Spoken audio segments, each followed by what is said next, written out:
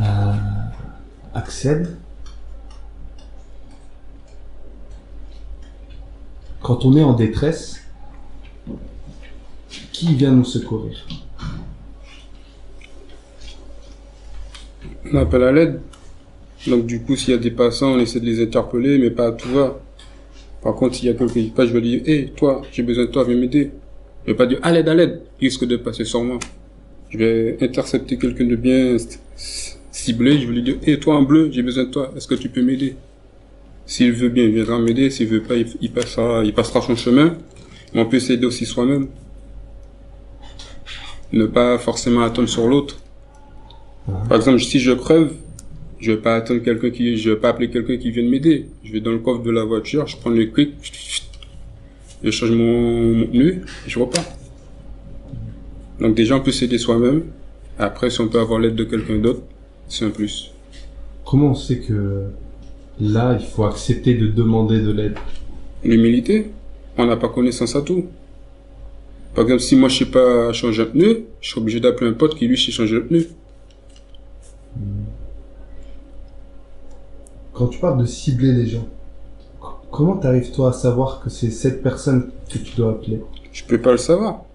Par contre, si je le vois que bon, des fois on peut juger sur le faciès, mais c'est jamais bon. Mais je peux pas le deviner. Et parce que, voilà. Je l'ai vu, je lui ai dit, j'ai besoin d'aide, voilà. Je l'ai défini comme quelqu'un qui peut m'aider. Mais je fais pas de pré-ciblage. Y a pas de filtre. Ça aurait pu être lui, ça aurait pu être quelqu'un d'autre. Comment on se remet de la déception? Avec le temps. Le temps fait si bien les choses. Faut laisser couler. Faut accepter, il y a des périodes où ce sera difficile. Comme le fait après une rupture, c'est toujours difficile. Le temps fait bien les choses. On laisse couler. Et après on s'en remet. Et on avance. Tu fais toujours bien les choses? Je fais en sorte. Comment ça se fait que tu as cette certitude? Ça s'acquiert. Faut faire un travail sur soi. On gagne en assurance, en confiance. Il y a toujours ce travail qu'on fait sur soi aussi. Toujours se remettre en question, prendre du recul. Et puis, dès qu'on a la foi, il n'y a rien qui peut nous ébranler. Tu l'as toujours eu? Toujours. Même la mort me fait pas peur. Tu vois la mort comment alors? Comme une chose de merveilleuse. Pourquoi c'est merveilleux la mort? Parce que ça va donner vie à quelqu'un d'autre. Ça va donner une part de moi-même. Moi, je serai peut-être là-haut, mais les gens vont se souvenir de moi comme étant quelqu'un qui était bien ou mauvais. Ils vont se souvenir de moi les meilleures périodes ou les mauvaises. Ils se rappelleront toujours de moi, quoi. Avec le sourire, avec la trace que moi j'aurais laissée. De toute façon, ça sert à quoi de vivre, ça sert à crever. Mais il faut profiter avant de crever. Donc la mort, c'est quelque chose de merveilleux, il faut juste l'accepter. On peut pas vivre éternellement, il n'y a pas de... C'est quoi? Il n'y a pas d'élixir à... Il y avait un truc où les gens ils prenaient de l'eau de vie comme quoi, la vie éternelle. Toi, vivre éternellement? Non. On est de passage, faut profiter. Chaque jour que Dieu fait, déjà c'est une chose qu'on soit en vie. Faut juste en profiter.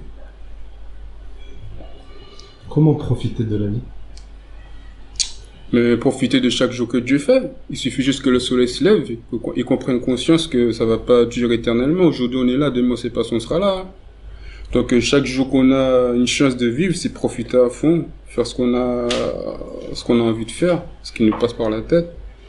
Mais voilà, c'est profiter de chaque instant, chaque minute, chaque seconde. Profiter pour faire quoi? Profiter pour faire du bien. Profiter de la vie. Profiter pour atteindre ses buts.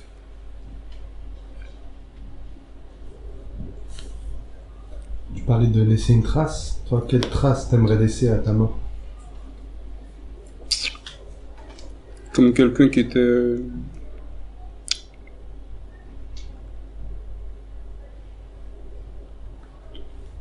Quelqu'un de bon. Toujours laisser ce sourire que moi je dissimule. Tu vois? Qu'on se souvienne de moi comme étant quelqu'un qui était toujours aimable. quelqu'un avec qui on pouvait parler, discuter, échanger. Voilà, une image positive, quoi. Qui est-ce que t'as vu partir qui a laissé la plus grande trace en toi? Ma grand-mère, elle m'a fait un clin d'œil. Quand le soleil se couchait derrière le monde, le soleil a pris la forme d'un cœur. Ça faisait 4 ans que je l'avais pas vue. Et à chaque fois, elle me disait quand est-ce que tu viens, quand est-ce que je viendrai la voir, puisqu'elle est au bled, et moi je suis ici. À chaque fois, je disais que je viendrais, en espérant que je la verrais. Elle est partie. Et le clin d'œil, c'est ça. C'est le jour de son enterrement, quand le soleil s'est couché derrière le morne, le soleil a pris la forme d'un cœur. Et là, j'ai su que c'était un signe venant d'elle. Des regrets? Des regrets? Peut-être le fait de ne pas été la voir durant les 4 ans qui sont passés. Mais je peux pas dire que c'est un regret puisque j'ai quand même profité d'elle, quoi. J'ai compté avec elle.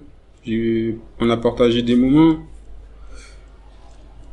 Le seul regret que je dirais, ouais, c'était le fait qu'à chaque fois que je l'avais au téléphone, qu'elle me disait quand est-ce que je venais la voir, durant ce laps de temps où j'ai pas pu profiter d'elle ces 4 dernières années, quoi. Mais en gros, ça sert à rien d'avoir des regrets, puisque j'ai quand même grandi avec elle, vécu. Donc je sais pas si c'est un regret. C'est quoi la plus grande sagesse qu'elle t'a transmise?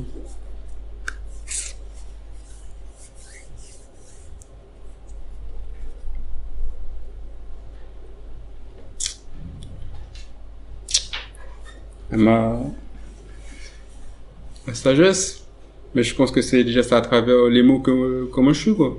Comment je parle, le temps que j'accorde. Ouais, je vais dire ça. Le temps qu'on accorde à l'autre. Des fois, on est pressé. Sauf que elle accordait toujours son temps aux autres. Aux membres de la famille, des voisins, de tout un parcours. Elle était toujours là pour les autres. Sa maison était toujours grande ouverte. Si tu avais besoin de la voir, t'allais, tu passais du temps avec elle.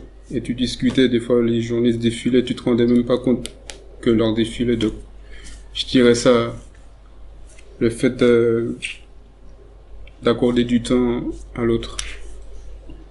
Excellent. Merci à toi de nous avoir accordé ce temps.